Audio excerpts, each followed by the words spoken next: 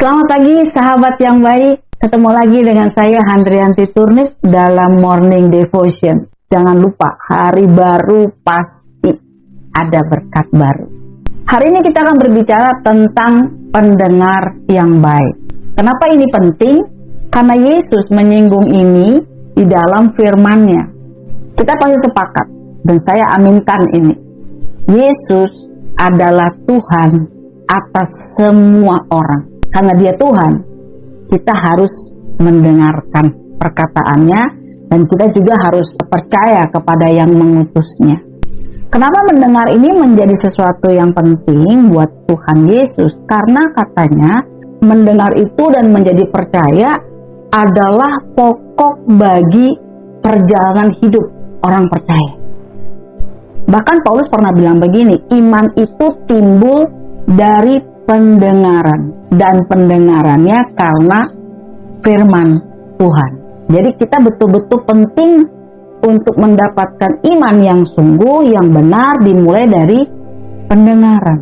Kalau begitu, apa yang dikatakan Tuhan tentang bertumbuh tentang iman? Dia katakan begini, dengan setia mendengarkan firman, iman kita akan bertumbuh juga berbuah, dimulai dari pendengaran.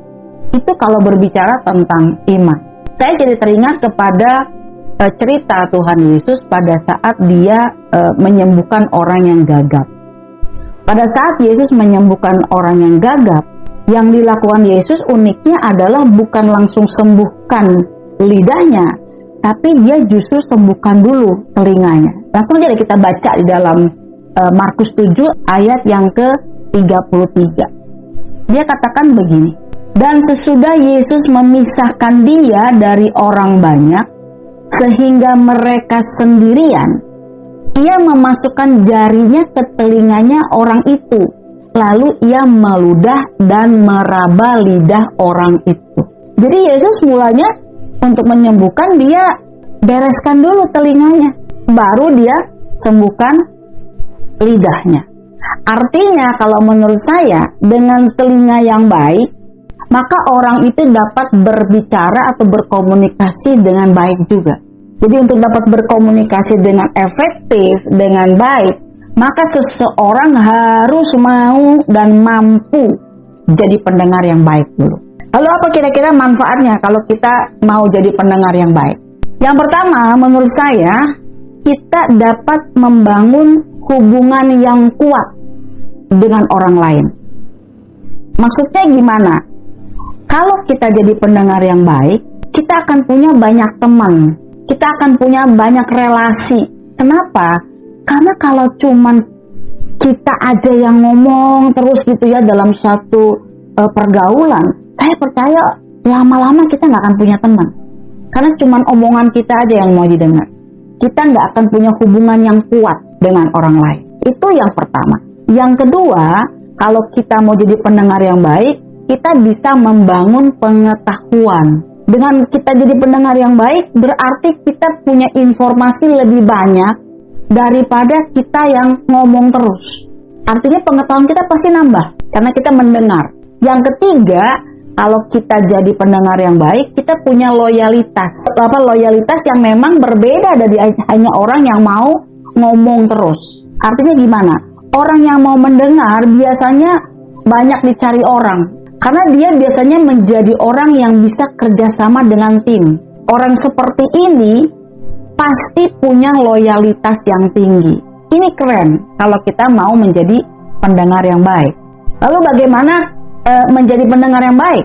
Saya punya beberapa tips yang bisa kita coba lakukan sehingga kita boleh bertumbuh di dalam pendengaran kita menuju kepada hal yang efektif. Yang pertama, tips saya adalah pada saat kita mau mencoba menjadi pendengar yang baik, jadikan orang lain itu menjadi lebih penting daripada Anda. Fokus kita orang lain. Ini memang tidak gampang. Kenapa? Karena kita harus menurunkan ego kita, ya, menempatkan orang lain lebih penting dari kita. Ini harus dilatih, ya. Itu tips yang pertama. Yang kedua, fokus pada masalah yang sedang kita mau bicarakan.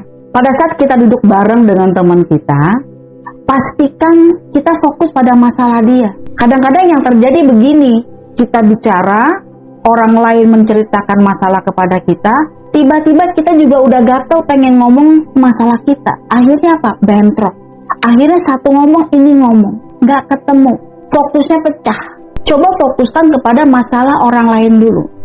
Betul-betul kita fokus, kita mendengarkan. Tips yang ketiga adalah kasih lihat minat kita yang besar untuk mendengarkan. Jadi postur tubuh kita, body language kita ini juga mau berpengaruh. Kalau kita mendengarkan masalah yang dia kasih ke kita, biasanya body language kita ini membuat suasana itu menjadi tersampaikan gitu ya. Suasana menjadi tercapai pada saat kita berdiskusi misalnya tentang masalah orang lain. Tunjukin minat yang sungguh-sungguh, bukan sekedar oh iya ya, nggak seperti itu, tapi tunjukin minat kita yang serius untuk mendengarkan masalah dia. Yang keempat adalah kita harus peka sama makna masalahnya. Kalau kita simak baik-baik, dengarkan baik-baik, kita menjadi punya benang merah. Ini sebenarnya masalahnya apa? Tapi kebanyakan kita pada saat kita ngobrol sama orang, kita juga ngomong tentang masalah kita, sehingga kita nggak peka sama makna masalahnya dia sebetulnya apa, jadi blur. Akhirnya tujuannya nggak tercapai, nggak dapat gitu loh kliknya. Itu yang keempat. Yang kelima, timbulkan peduli yang tulus saat mendengarkan. Ini juga penting. Pada saat kita ngobrol sama orang, kita menjadi pendengar yang baik, kita tidak menimbulkan kepedulian yang tulus. Kita nggak ada pada saat contoh dia sedih, kita juga nggak sedih, karena kita nggak tahu, kita nggak ngerti masalahnya. Akhirnya kita cuma ya menjadi pendengar, oh iya ya, semoga kuat ya, semoga lebih baik ya, semoga lebih strong ya besok. Hanya seperti itu.